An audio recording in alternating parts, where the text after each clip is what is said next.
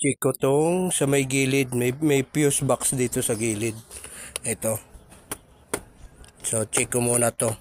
Try ko dito. Baka dito yung problema. Ayan. Itong fuse box na to.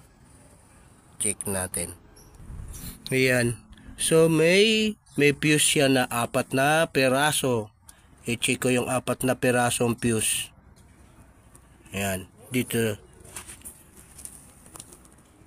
So, may nakita na ako. Ito. Sunog. Putol na siya. Kulay green. Ilang amperes to? 30 amperes. 30. Dito sa tabi ng pula. Dito. Okay. Bilhan natin ng fuse. Ito. Sana ito ang problema. Yan. So, mga ka-driver, ito na. Nakabili na ako ng fuse. Yan. So, lagay ko na dito. Dito. Para maikabit na natin. No?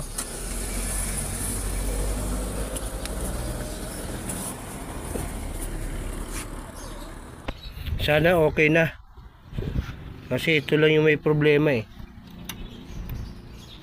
Sana may kabit. Sana umandar na to. May start na. Yan. Kabit na natin.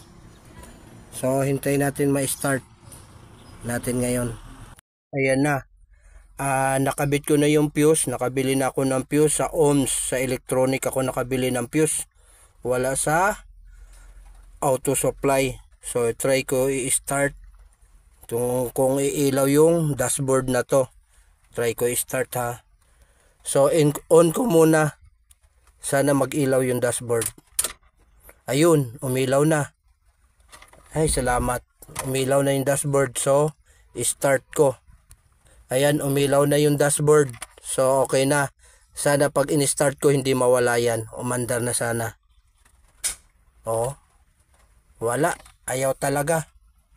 Wala talaga, ayaw, namamatay. Oh, wala na naman siya. Oh. Buksan ko ulit.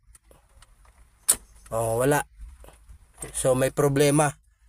Ayaw talaga.